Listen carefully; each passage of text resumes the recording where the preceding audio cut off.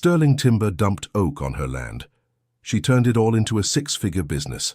Sarah Miller had spent 11 years turning a patch of arid land into a farmstead that at least paid her bills. That was no small feat. She had done it practically on her own, without inheriting capital, without a husband on the property, and without asking anyone for favors. Her father had passed away when she was 32, leaving her the land and little else. She stayed and worked. And through all those years, the one thing no one had ever been able to take from her was the conviction that that ground was hers, and no one had the right to trample over that. So on that March morning, when she walked to the back of the property to check the fence after the heavy rain that had fallen the night before, what she found there made her stomach churn.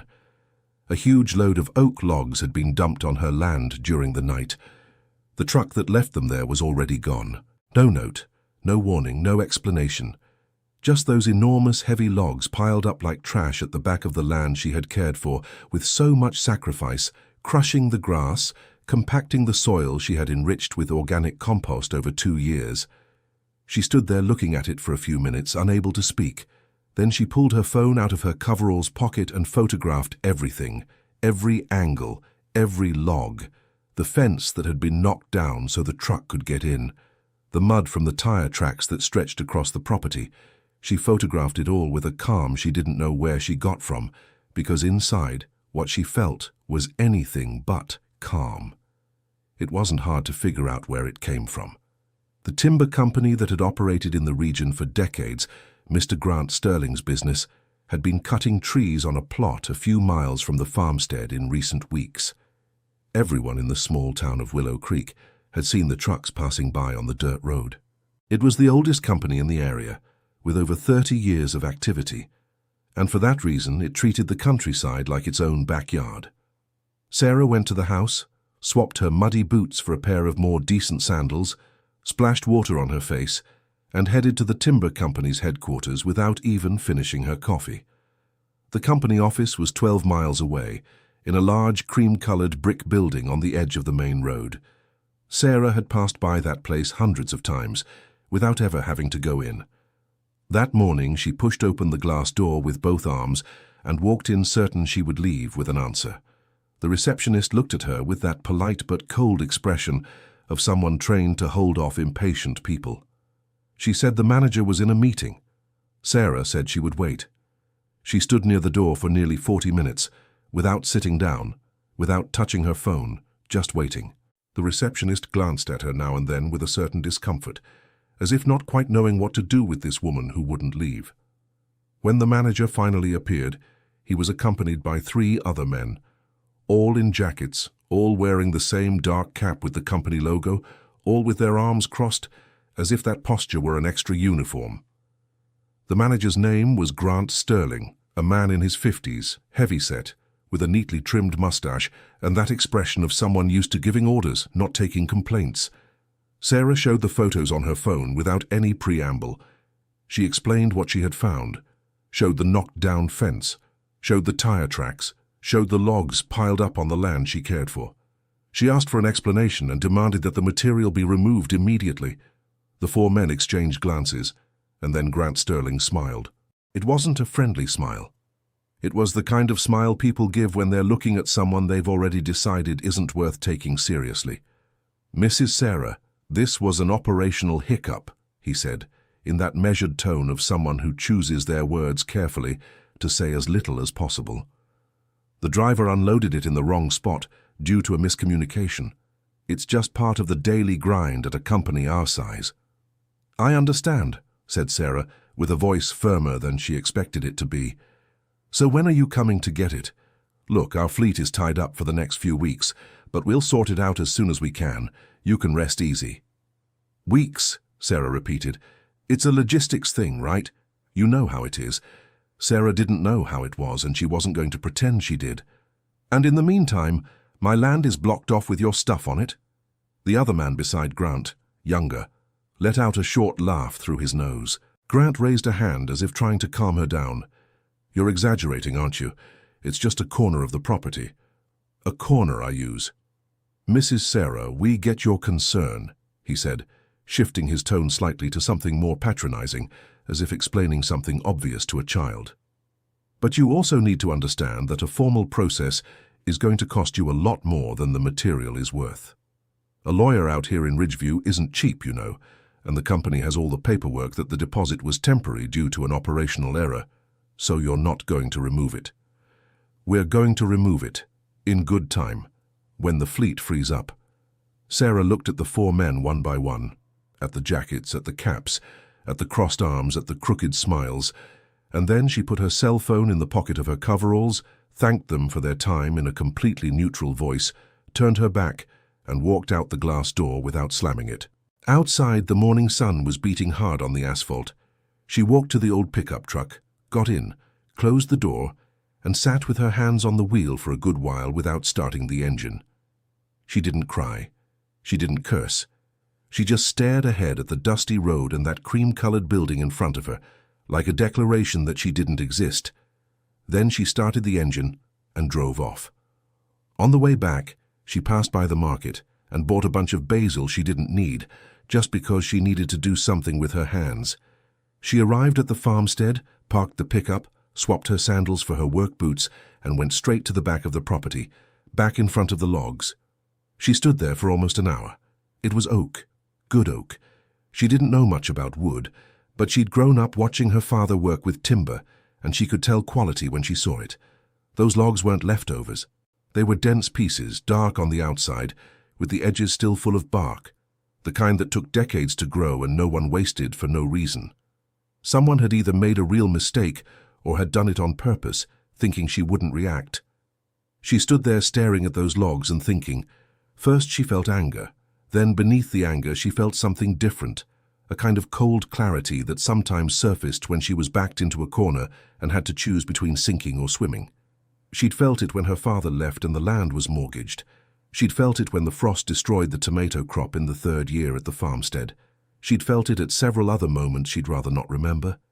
It was then that she went to the shed, grabbed the old measuring tape hanging on a nail in the wall, and returned to the back of the property. She started measuring the logs one by one. She jotted down the dimensions in an old notebook she found on the workbench. She photographed each piece up close, every grain of the wood, every knot and curve of the bark. By the time she finished, the sun was already high. She stared at the notes in her notebook and did a quick, rough calculation in her head. There was enough material there for something she had never considered doing before. Dear listener, if you're enjoying the story, feel free to hit like and, more importantly, subscribe to the channel. It really helps us folks who are just starting out. Now back to the story. Sarah wasn't a carpenter. She wasn't a woodworker. She didn't have a workshop or equipment. But she had grown up watching her father work with wood in his spare time, and for years she had spent time with Mrs. Martha, her closest neighbor, who made lightweight wooden crafts and sold them at the town's market every week without fail. Mrs. Martha was 63 years old, with white hair tied up in a loose bun, small quick hands that knew the ways of wood as if they'd been born for it. She had learned the trade from her father, who had been a professional carpenter for decades, and after she was widowed, she turned that knowledge into a small but steady source of income. She made carved picture frames, trays with ornate edges, boxes with hand-fitted lids, simple things, crafted with care, that people bought because they could see the effort in them. Mrs. Martha's property was separated from Sarah's farmstead by a wire fence and a little wooden gate that neither of them ever locked. It was a free passage between the two. They had coffee together at least 3 times a week, and in those talks there was a no-nonsense frankness only built between people who've known each other a long time. That afternoon, Sarah walked through the little gate with the notebook in her hand. Mrs. Martha was on the porch, sanding a small plank with slow, patient circular motions. She looked up when she heard the gate creak and saw the expression on Sarah's face. "What's wrong?" she asked, without stopping her sanding. "I've got a problem." "What kind?" Sarah sat down on the wicker chair on the other side of the small coffee table and told her everything. The truck in the early morning, the logs at the back of the property, the 4 men with their arms crossed, the manager's smile, the veiled threat about the cost of a lawyer. Mrs. Martha listened without interrupting, with that calm attention of someone who's seen a lot in life and isn't easily startled. When Sarah finished, the neighbor set down the sandpaper on the table and looked at her. "And what do you want to do?" Sarah opened the notebook and showed her the sketches she'd made that afternoon. They were rough drawings, done by hand with the pencil she'd found in her overalls pocket, but you could make out the idea. Tables with natural edges, wall panels, benches, pieces made from whole logs, using the wood's original shape instead of sawing everything into uniform rectangles. Mrs. Martha took the notebook. She looked at the sketches for a long time, running her finger over the lines, turning the pages slowly. "It's not simple," she finally said. "Walnut that big needs heavy saws to break down. Can't do it with what I've got here." "I know," Sarah said. "That's why I needed to talk to you. Do you know anyone who works with thick wood?" Mrs. Martha raised an eyebrow. "You're thinking of Silas Vance." The name fell between them with a specific weight. Sarah knew him by sight. Silas Vance had been the best woodworker in the area for almost 2 decades. He had a workshop at the entrance to town that was the go-to for anyone wanting quality furniture, custom cabinets, bookshelves that would last a lifetime. But 2 years ago, when a big imported furniture store had opened in a nearby town and started offering ready-made furniture at prices Silas could never match, he lost his contracts one by one. The workshop closed. Silas packed up his tools, sold some off to pay off debt, and went home. Those who still ran into him around town said he was bitter and had lost interest in everything. "He's going to say no," said Sarah. "He will," Mrs. Martha agreed, "but it's worth a try, because if anyone knows what to do with an oak that size, it's him." The next day, Sarah went to Silas Vance's house. It was a simple house on the edge of a dirt road, with a long backyard and a structure out back that had been his personal workshop before the main store closed. The workshop door was secured with a padlock. The yard was a bit neglected, with weeds growing along the edges and an old wooden bench rotting near the fence. Silas answered the door with the look of someone who wasn't expecting visitors and hadn't planned on having any. He was a man around 52, with broad shoulders that seemed slightly hunched from years spent over a workbench, short-cropped grey hair, and massive hands that always hung half open, as if still holding a tool. Sarah didn't beat around the bush. She told him what had happened, showed him the photos on her phone, and explained the idea. Silas listened with that closed-off expression of someone who had already given up on getting excited about anything. "Noble oak, that size isn't easy to work with," he said as soon as she finished. "You need specific equipment, at least a heavy-duty bandsaw and a large planer. I don't have any of that anymore. I sold it." "But if you had the equipment, would it work?" He crossed his arms. "It would, but renting equipment for that kind of job isn't cheap. And I don't know if you realize how much work it takes to process a raw oak log from start to finish." "I have an idea," said Sarah, "but I'm here precisely because I can't do it alone." Silas looked at her for a few seconds with that expression of someone searching for a reason to say no, but not finding a good enough one. "You want me to go see the material first?" "Yes." The next day, Silas went to the farmstead. He arrived in an old pickup truck late in the morning, hands in his pants pockets, with the posture of someone who came out of obligation, not interest. Sarah led him to the back of the property without saying much along the way. When Silas saw the logs, he stopped. He stood there for a long moment without saying a word. Then he walked slowly to the first log and crouched down, running his hand over the wood's surface. He tapped it with his knuckles at different points, listening to the sound. He ran his finger along a grain that ran parallel to the log's length. He was silent for a time that seemed far too long. "Where did you say this came from?" he finally asked without looking up. "From Sterling Timber. I imagine they're trees they cut from the plot near the dam." Silas nodded slowly. He ran his hand over another log, and another. He stayed crouched, looking at the cross-section of a piece that had cracked in the fall from the truck, studying the inside. "Do you have any idea what you have here?" he said, almost to himself.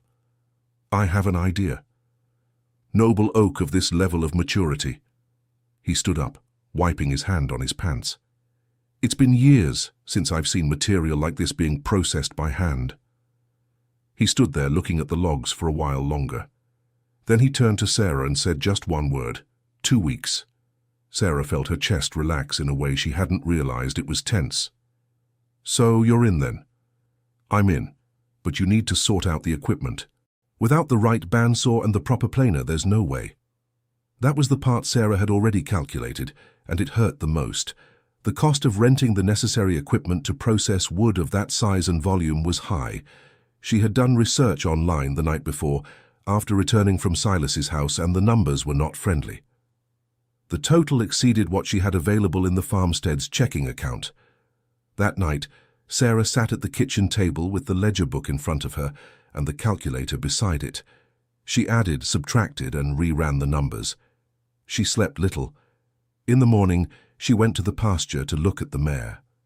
The mare's name was Wildfire, a name her father had given her because she was hard to break as a foal, and she had stayed with Sarah as one of the few living inheritances the old man had left. She was a healthy, strong animal with a chestnut coat and a temperament Sarah knew like her own. It had been years since she'd last actually ridden, but the animal was there every day, and there was something comforting about that presence. Sarah stood at the edge of the pasture for a long time, her hands on the fence, looking at the mare. Wildfire walked over slowly and nuzzled her muzzle into Sarah's palm as she always did. Sarah closed her eyes for a second. 3 days later, the mare went to another owner. Sarah signed the paper with a steady hand and took the money without looking back. But for the next 3 nights she woke up twice and lay in the dark, unable to fall back asleep. With the money from the sale and the little she had saved, she paid 3 months' rent for the equipment in advance. The rental company delivered everything on a Saturday morning, and Silas arrived soon after with a box of hand tools he still kept at home, the ones he hadn't sold. The work started slowly, as everything done with care does. Silas was a man of few words when he was working. He didn't explain what he was doing as he did it. He only gave short, direct instructions when he needed Sarah's help, who served as an assistant without complaint. She held, positioned, measured, and marked. She learned to read his gestures, to understand when he needed silence to listen to the sound of the wood being cut, the difference between a good sound and one that meant the blade needed to be repositioned. The first log they opened on the bandsaw revealed an interior that made Silas stop and let out a slow breath. The wood inside was dense, with long dark grain that created patterns that looked hand-drawn. The coloring ranged from light honey to deep brown, with spots from the knots that a less experienced woodworker would discard, but which Silas knew were exactly what made that wood unique. "You'll never find material like this just lying on your land for free again," he said, with a rare hint of lightness in his voice. Sarah didn't answer. She was looking at the wood pattern, thinking about things she still couldn't know if they would work. That night, after Silas left, she stayed in the shed a little longer.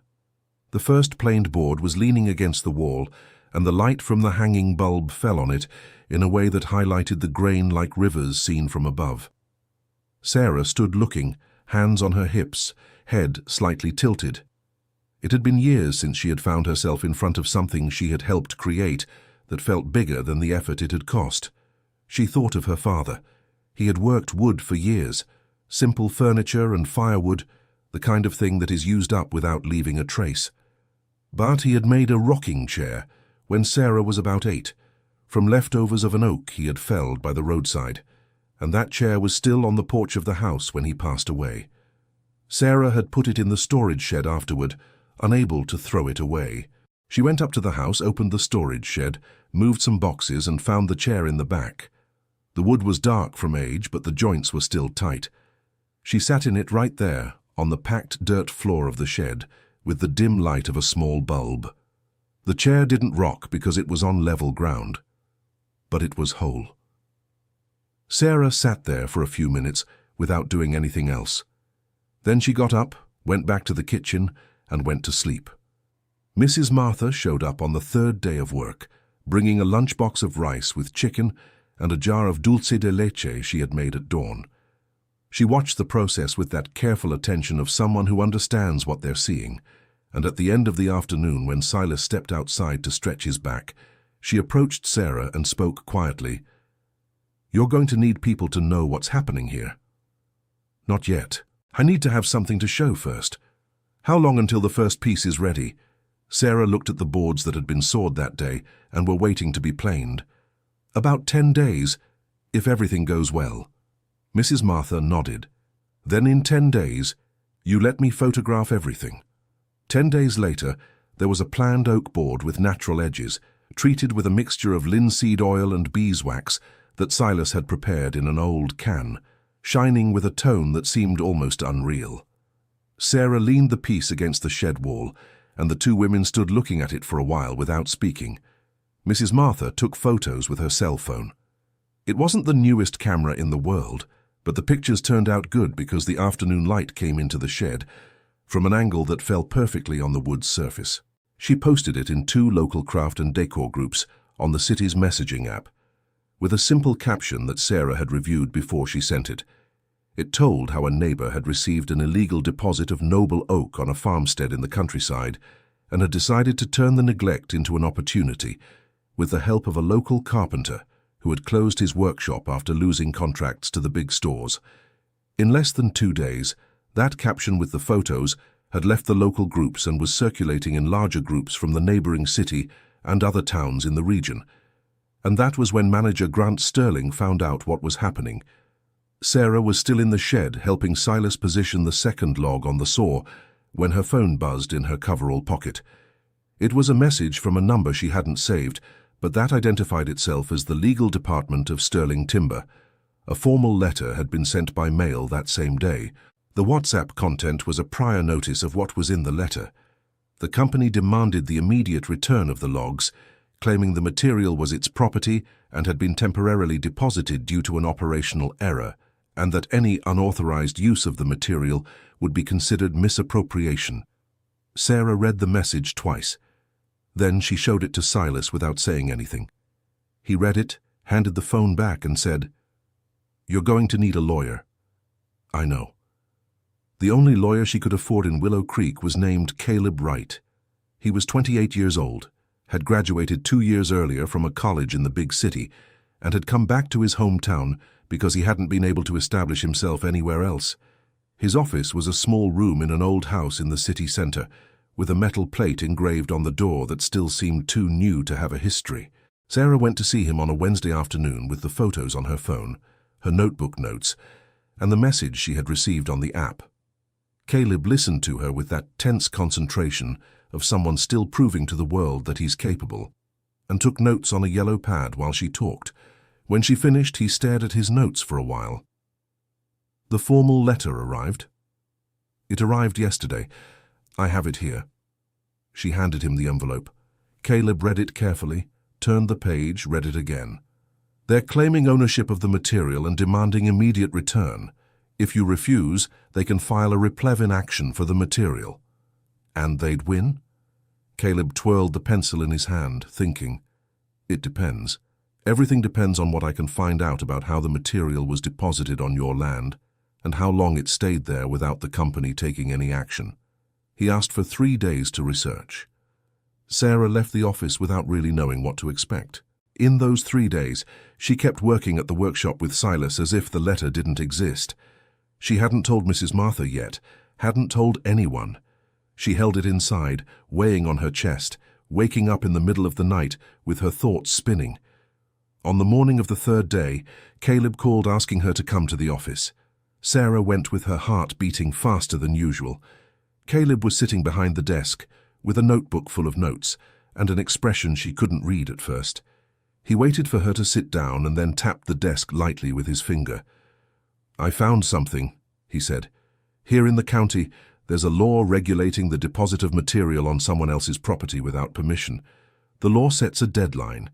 Once that deadline passes without the depositor removing the material or formalizing the deposit with the property owner, the material can be legally treated as abandoned." Sarah stood still. "How long is the deadline?"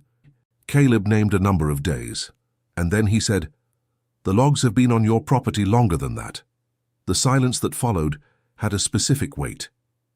"So they messed up," said Sarah, more to herself than to him. "They messed up. And now they're trying to fix it with intimidation, because they probably didn't check that detail before sending the letter." Caleb closed the notebook. "My recommendation is that we file an official response immediately, before they take any further action. How much will it cost?" He named an amount that was a bit more than Sarah had available at the moment, but within what she could scrape together by the end of the week if she was careful. "Can it be paid in installments?" "It can." Sarah nodded. "Then let's go ahead." Dear listener, if you're enjoying the story, feel free to leave a like and especially subscribe to the channel. It really helps us who are just starting out. Now, continuing. The response was filed on a Thursday. On Friday, news of what was happening reached the owner of a small rustic decor shop in downtown Willow Creek, a man named Arthur Gable, who sold handmade pieces and some restored antique furniture. He had seen the photos in the group chat, and unlike most who had commented with interest but done nothing, he went personally to the farmstead on Saturday morning. Sarah was at the workshop when he arrived. Silas had his back to the door, planing a long board with long, even strokes that sent fine curls of wood into the air.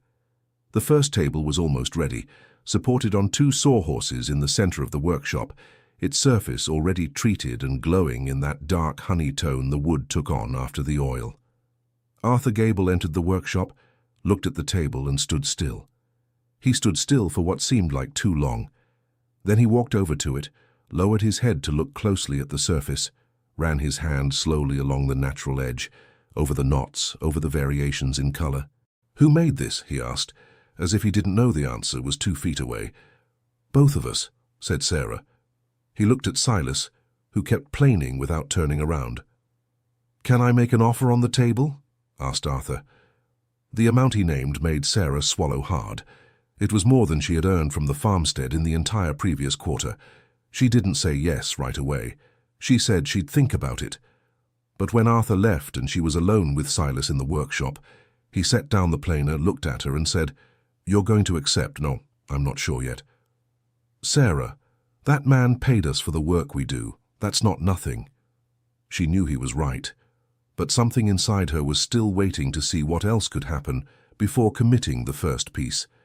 What happened was unexpected and came from a direction she wasn't looking. The following week, on a Monday morning, 2 men she'd never seen arrived at the farmstead in a pickup truck. They got out with determined expressions and went straight to the back of the property where the logs still were. One of them was carrying a paper in his hand. Sarah was sweeping the porch when she saw them walk through the gate without even knocking. She went after them. "Excuse me," she said in that low but firm voice. "Can you tell me who you are?" "Reps from the timber company," said the taller of the two, in a tone that didn't invite conversation. "We're here to pick up the material." "No." The man turned to her with an expression that suggested he wasn't used to hearing that word. "Ma'am, there's a formal letter, and there's a formal objection filed that prevents any removal of the material while the case is under review. If you take anything out of here today, I'll file a report first thing tomorrow for violating a court order." The man with the paper stared at her. He looked at the other man. He looked back at her. Sarah stood in the middle of the dirt path, both hands in the pockets of her coveralls. Without taking a single step back, the 2 men left. But as they drove off down the dirt road, their truck's dust still hanging in the air, Sarah felt her heart pounding in her chest and realized her hands inside her pockets were trembling a little. Not from fear, from something like the effort it took to maintain that calm she showed on the outside, without being sure of anything on the inside. She stood there until the dust had fully settled. Then she went into the house, walked to the sink, turned on the faucet, and washed her face with cold water. She stared at her own reflection in the small mirror above the sink. It had been years since she'd seen herself like this, with that expression. The last time she'd felt something similar was the day the bank sent the notification about the mortgage on the farmstead after her father had passed.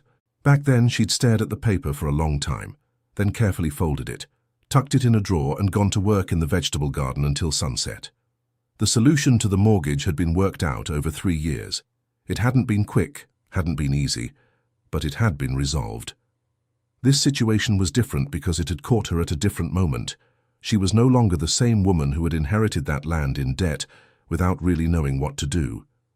She'd spent 11 years learning that the farmstead's problems were solved the same way, one day at a time, one thing at a time, without losing sight of what mattered. She turned off the faucet, dried her face, and went to call Silas to continue the work. That afternoon, Caleb called to say the timber company had requested a mediation meeting. He recommended that they not accept it yet, that they should let the process run its course. "Why not accept it now?" asked Sarah. "Because if they're asking for mediation, it means they know they messed up. And if they know they messed up, they're going to offer a settlement. And the further the process goes, the better the settlement will be for you." Sarah thought for a second. "Are you sure?" "I'm not sure about anything in this life," said Caleb, with an honesty she appreciated. "But that's what the situation suggests." "All right, we'll wait." But the company didn't wait in silence. In the week that followed, rumors started to circulate around town. People who had no reason to speak ill of Sarah's work started commenting that the material was of questionable quality, that the timber might be compromised, that the drying process had been done incorrectly. The stories arrived faceless, sourceless, always as an "I heard" or "they told me." The worst part was that the rumors came from the most unexpected corners. One morning, Sarah went to the bakery to buy bread, and the woman behind the counter, whom she had been chatting with for years without ever having a problem, greeted her with a certain distance that hadn't been there the week before. When Sarah paid and was leaving, she heard the woman whisper something to the cashier that she didn't fully catch, but it had something to do with timber. She left the bakery with her bread and a heavy heart. At the farmstead, she closed the kitchen door, put water on the stove for coffee, and stood leaning against the sink for a while. There was a difference between facing four men with their arms crossed in an office and confronting the kind of thing that spread faceless through town. The first was visible, had an address, could be confronted. The second was like fog. You saw the effects but couldn't hold on to anything. She opened the ledger and calculated how much she would lose if Arthur Gable didn't close the deal. Then she made another calculation, considering Olivia Parker's orders, which were still firm because Olivia was from another city and the rumors from Willow Creek took longer to get there. The numbers were tight, but they existed, and as long as they existed, she would keep going. It was Mrs. Martha who first noticed the pattern more clearly. "This isn't a coincidence," she said one afternoon on Sarah's porch. "Someone's spreading this on purpose. It's too organized to be gossip." "I know." "And Arthur?" Sarah was silent for a second.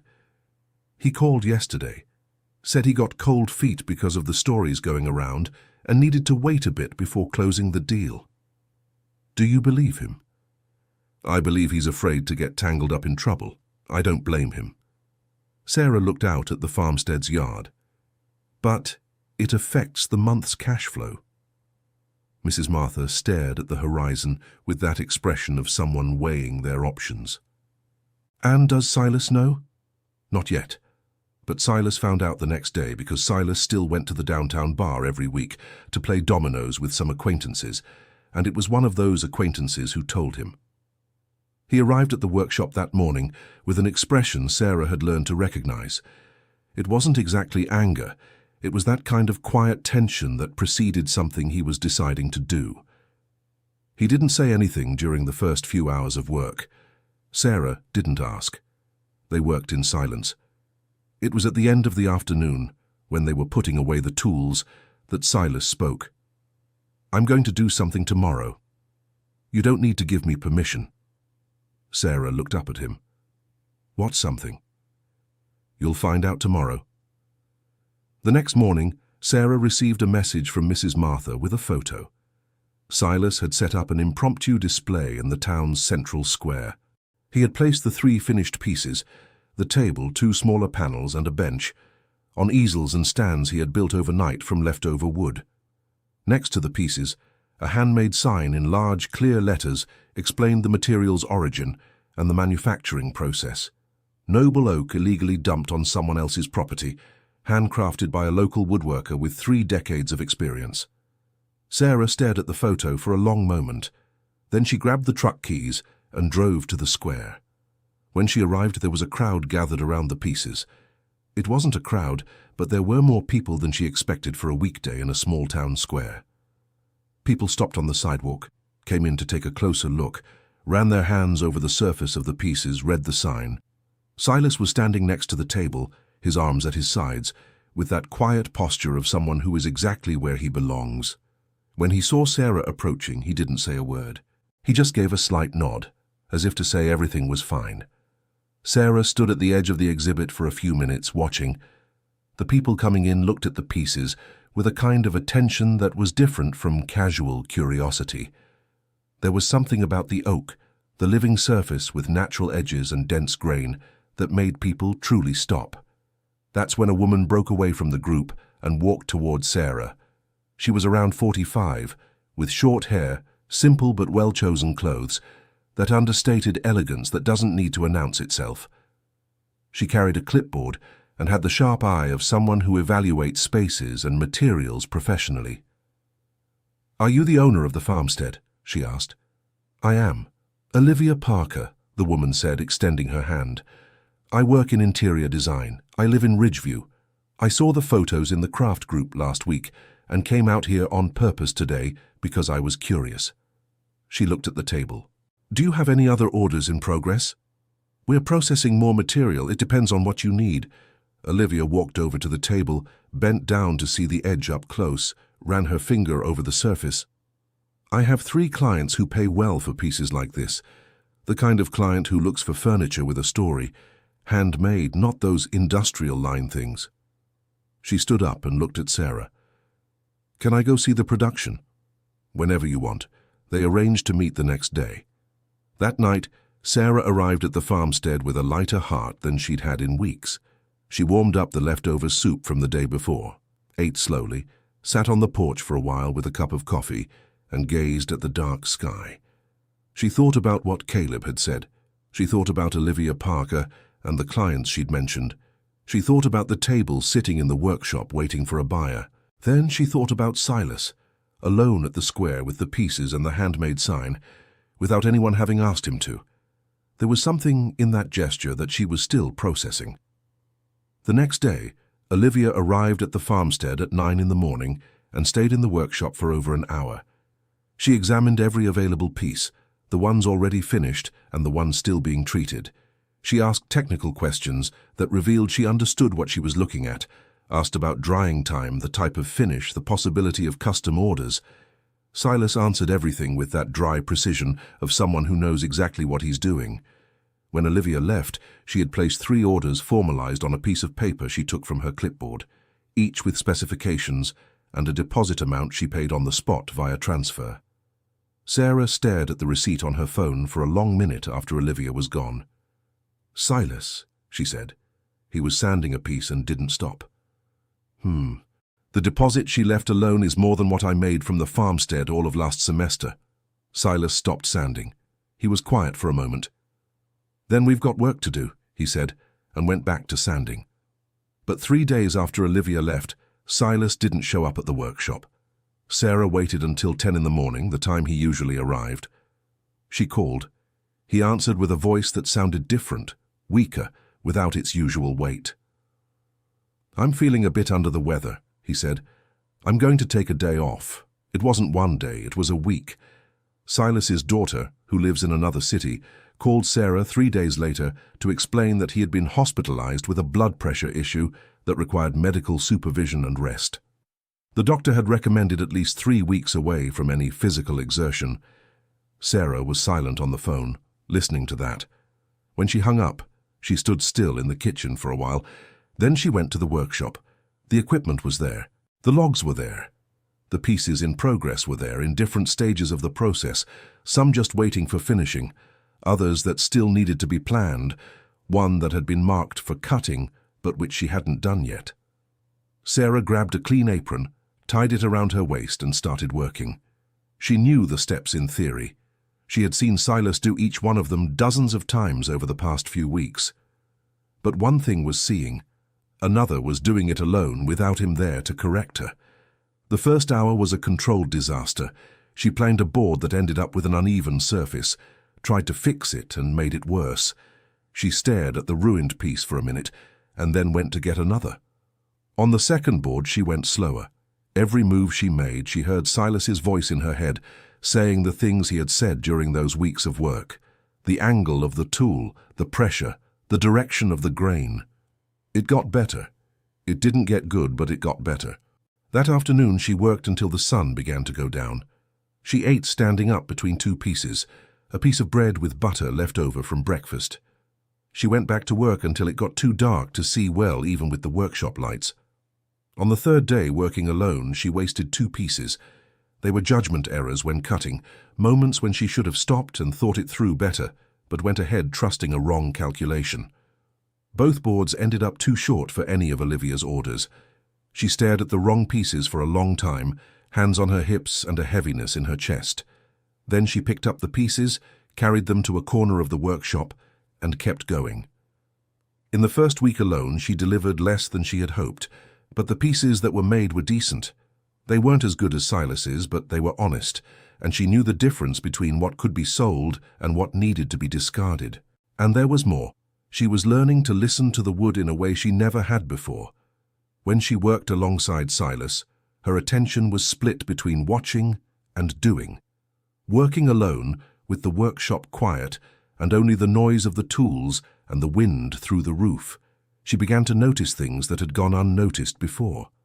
The different sound the wood made when the pressure was wrong.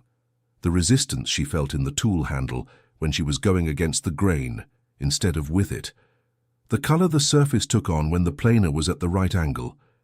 They were small things, but they were hers.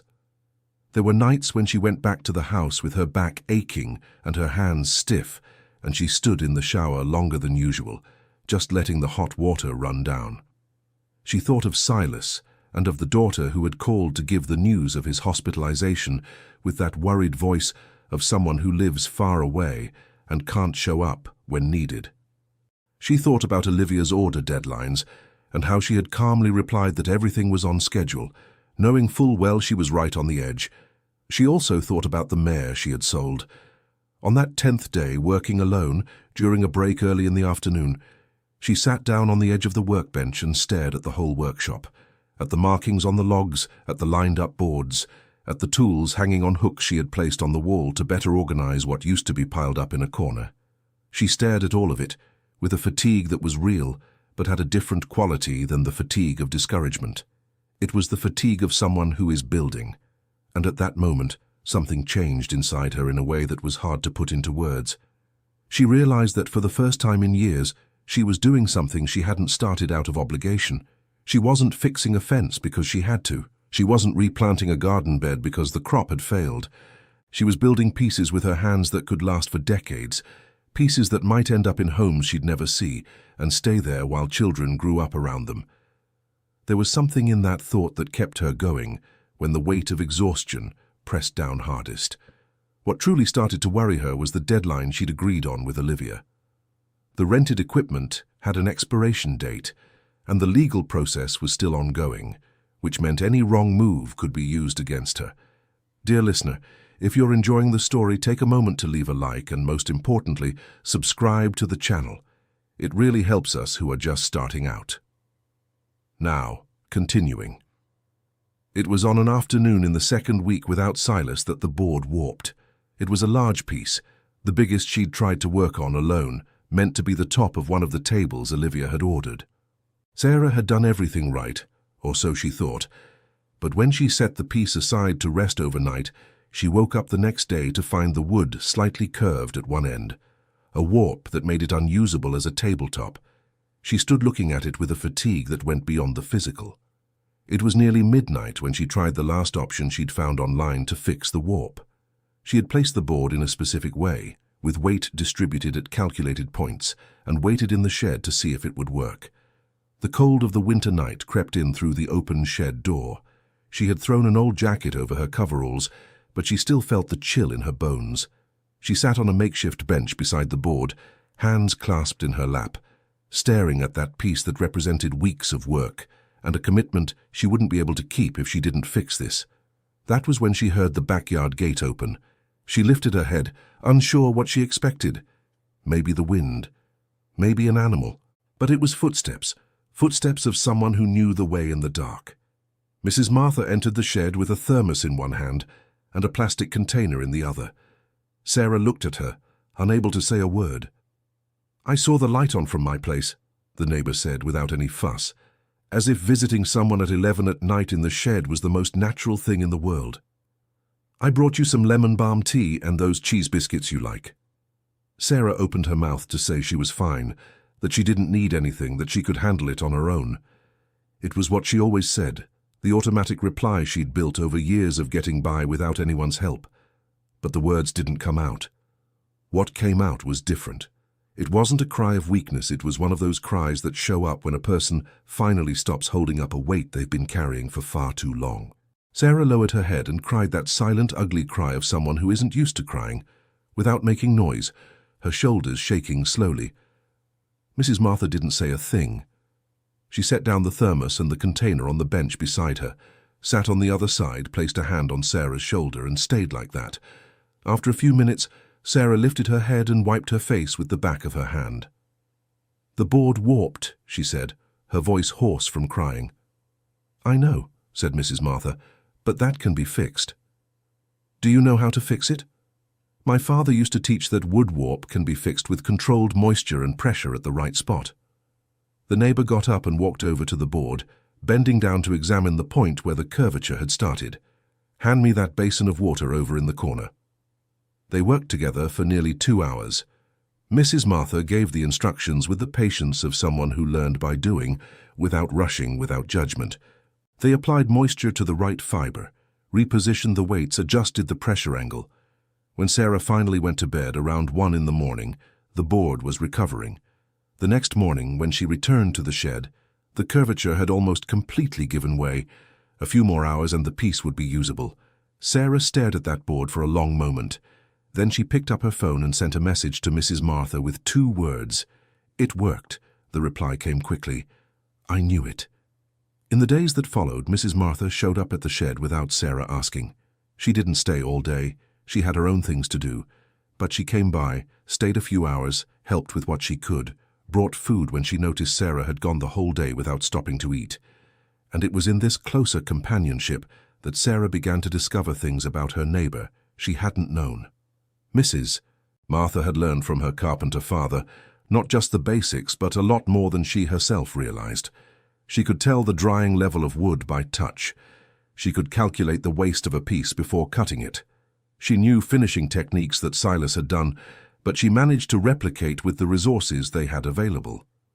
"Why did you never work with wood on a large scale?" Sarah asked one afternoon, as the two of them planed a board from opposite sides. Mrs. Martha was silent for a moment. "When my father taught me everything he knew, it was different. A woman who worked with heavy carpentry was a laughingstock. People thought I was doing a man's job." She didn't stop working as she spoke. "Over time, I stuck to smaller projects, easier to sell, less hassle." A pause. "But I never forgot what I learned."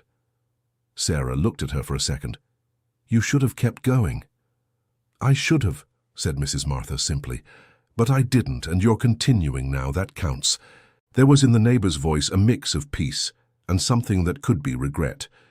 And Sarah understood that all the effort Mrs. Martha was putting into that shed was more than neighborliness. It was something the woman was finally finishing on her own, by an indirect path. When Silas came back in the 4th week after his hospitalization, he found the shed changed. Sarah had reorganized the space during his absence. She had created a system of tags attached to the logs identifying the size and characteristics of each piece, the destination, and the processing stage.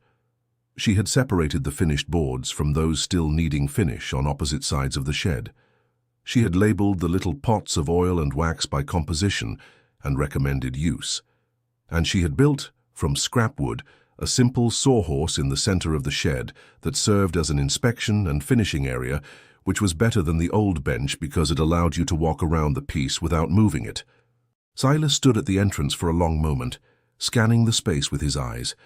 His daughter had called Sarah the day before to let her know he was coming that day, that he was well, that the doctor had discharged him with a recommendation for caution. Sarah felt relieved in a way she hadn't fully anticipated, as if only then did she realize how much Silas's presence had become part of what sustained that project. "Who did this?" he asked, looking at the new sawhorse.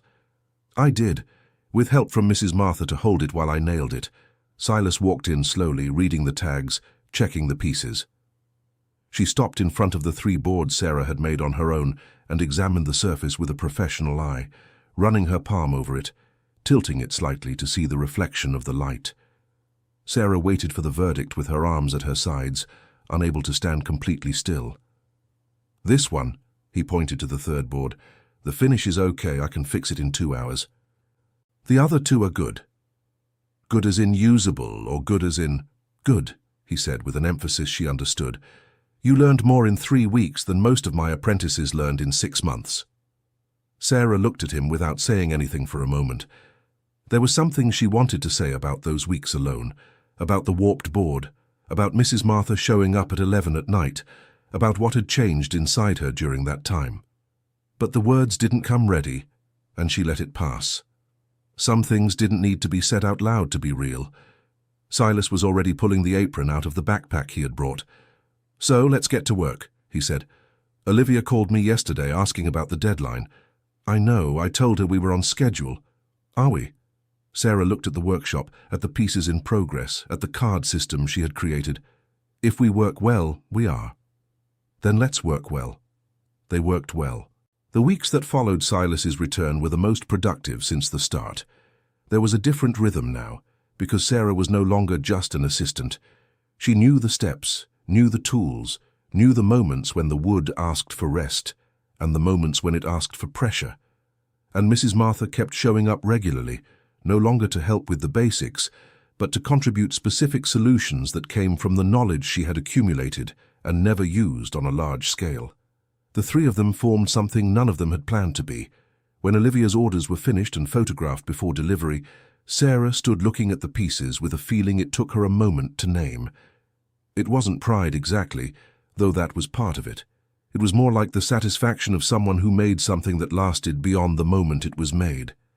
Olivia came to pick them up in person, with a rented van. When she stepped into the workshop and saw the pieces, she was silent for a moment. Then she dropped her hands, looked at Sarah and said, "My clients are going to want more." That same week, one of Olivia's clients, a woman who had bought a decorative panel for the living room of her beach house, sent Olivia a message asking if there was a matching table. Olivia passed the contact on to Sarah. The woman called, and they talked for almost half an hour about dimensions, finish, preferences. The amount the client accepted to pay without hesitation made Sarah have to sit down. After hanging up the phone, she stood in the kitchen with her cell phone in her hand for a while. Then she went to the workshop, where Silas was finishing a board, and said the number. Silas stopped working. He was quiet for a second. "For a table. For a table." He resumed work without saying anything more. But Sarah saw that the curve of his shoulders had changed slightly, as if something that had been weighing on him had gotten a little lighter. It was precisely when things were starting to take shape that Grant Sterling showed up. He drove up to the farmstead one afternoon without warning. This time, there were no men with their arms crossed. There was just him in a polo shirt, without the company jacket, with an expression that tried to seem casual but didn't quite pull it off. Sarah received him outside, without inviting him in. "Mrs. Sarah," he said, with that voice that now tried for a more level tone, person to person. "I came in person because I think we can resolve this in a way that works for both sides." "I'm listening." He explained the proposal. The company would regularly supply high-quality hardwood, in greater quantity and quality than what had been mistakenly deposited, in exchange for a percentage of the revenue from the pieces made with that material. Partnership, he said, using the word 3 times. Sarah listened without interrupting. When he finished, she was silent for a second. Grant interpreted that silence as reflection and added, "The company has the capacity to provide material on an ongoing basis, and you'd have access to wood that, on the open market, would be out of financial reach for a small operation like this." "Grant," said Sarah. He stopped. "No." The manager opened his mouth and closed it. "We're fine as we are," she said, with that calm she had learned was more effective than any sharpness. "I appreciate the offer." Mr. Grant Sterling looked at her for a moment, with that expression of someone who doesn't understand why the plan isn't working. Then he nodded, half agreeing, half convincing himself he had done what he had to do. "Very well," he said. "The offer remains open if you change your mind." "All right." He left. Sarah watched his car disappear down the dirt road and then walked into the workshop. Silas was with his back to her, working. "He came to propose a partnership," she said, "and you said no." "I did." Silas nodded without turning around. "Right." The legal process was resolved through a negotiation that Caleb handled with a firmness that surprised even himself. The timber company, after looking into the situation more carefully than they had before sending the threatening letter, acknowledged that the legal deadline had passed, acknowledged that the attempted forced removal had been improper, and signed an agreement that formally recognized the abandonment of the material and provided compensation for damages caused to the property during the unauthorized deposit, including the knockdown fence and the area of land compacted by the truck's tires. The compensation amount wasn't large, but it was real. Caleb called Sarah as soon as the agreement was signed. His voice had that quality of someone trying not to show too clearly how pleased they are with themselves. "It's settled," he said. Sarah was silent for a moment. "Thank you, Caleb." "You're the one who didn't give in," he said. "I just organized the paperwork." That afternoon she went to the bakery downtown and bought a box of cheese bread that she took to his office. Caleb opened the door and looked at the box with that suspicious expression of someone who isn't used to being acknowledged. "You didn't have to," he said. "Yes, I did." 2 weeks after the agreement, Arthur Gable showed up at the farmstead. Sarah saw him coming through the kitchen window and stayed where she was for a second, waiting. Then she went out to meet him. He came with his hand extended right away, with the expression of someone asking for forgiveness without wanting to have to say the words. "Mrs. Sarah," he said. "I was wrong." She shook his hand. "You were—" she agreed, without malice. "The rumors. I was afraid to get involved without knowing what I was getting into, but after the story about the settlement came out, I went back to look at the pieces in my memory and—" He was silent for a second. "Is that table still available? The table you saw was sold to a client of Olivia's, but we have others in progress. Can I see them?" She led him to the workshop. Silas was there, not looking up when they entered. Arthur examined the pieces with that same careful attention as before, taking his time. When he finished, he made an offer for the long board leaning against the wall and 2 smaller panels. The price he offered was fair. Sarah accepted. When Arthur left, Silas finally stopped working and looked at her. He came back. He did. "Are you surprised?" Sarah thought for a second. "A little, but not much. When people see that what you're doing is serious, they come back. With the money from the first sales, the company compensation, and the deal with Arthur, Sarah did something she had been planning ever since Silas told her that equipment rental was the biggest fixed cost. She bought the machines. Not all at once, but the main ones, those without which the work would stop. She financed the rest in installments that fit within the cash flow that Olivia's orders already guaranteed. On the day the machines arrived and were unloaded in the shed, Silas stood looking at them with his hands in his pockets for a long time. "I always wanted one of these," he said quietly, almost to himself, referring to the larger planer. Sarah noticed there was something in that voice she had never heard from him before, something like hope. Not the optimistic hope of someone who has never lost anything, but that other kind, more solid, of someone who has lost and is discovering they can start over.